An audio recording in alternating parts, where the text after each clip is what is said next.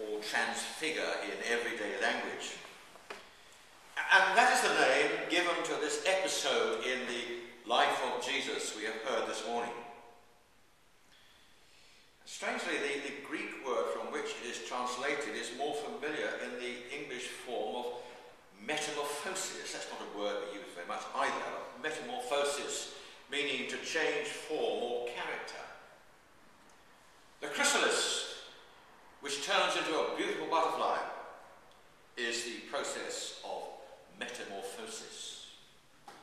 The idle, difficult, monosyllabic, scruffy teenager, by a process of metamorphosis, changes into a polite, courteous, smart young adult. And we are amazed. We are amazed by such transfiguration, such metamorphosis. But in the story we have heard this morning from the Gospel,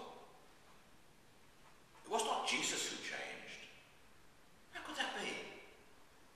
What changed was the perception of John, James, and Peter, their understanding of who Jesus was.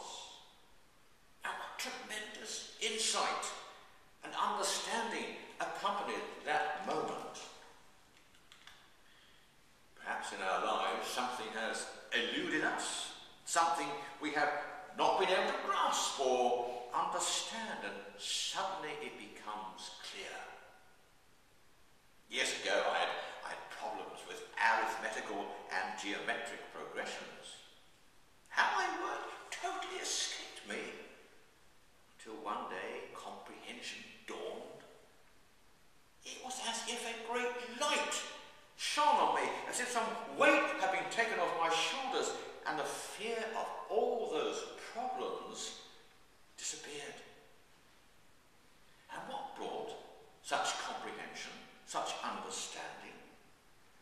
High quality teaching. The maths master was an extremely good teacher, lucid, painstaking, patient. In the story, Peter, James, and John have absorbed sufficient of the teaching of Jesus to have some understanding of who Jesus was. There was a moment of light. We say, don't we? The light dawned. Or I saw the light. Or it came to me in a flash. Think for a moment of Paul on the Damascus Road and his remarkable conversion. Suddenly, Acts tells us, a light from heaven flashed around Paul. John, James, and Peter saw Jesus in that new light. And the revelation was so powerful, so overwhelming, that they saw too those giants of the Old Testament, Moses and Elijah, whose presence enhanced that moment. They heard words similar to those that were heard at the baptism of Jesus, but with the additional instruction, listen to him. Listen to him. The teaching continues. They were unsure of what to say or what to do. And then the vision started to fade from their eyes, but not from memory. And if understanding was not complete in their minds, clarification would come later. And they had to come down from that mountain. They had to come back to reality.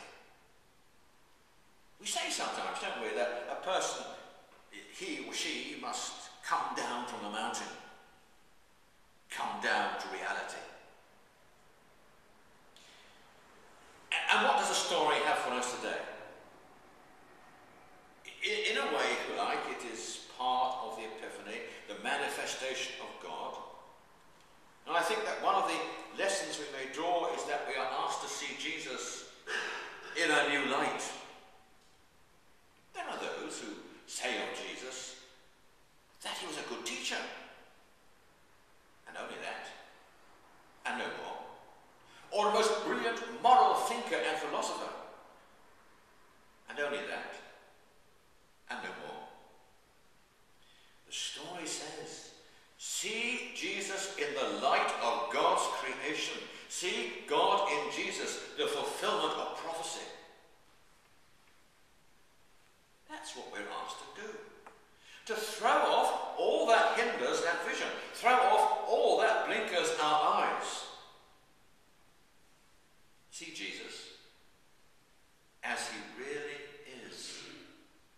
Son of God who comes to redeem the world, to bring us back to God. Hear again those words, "This is my Son whom I love, in whom I am well pleased," and listen to him.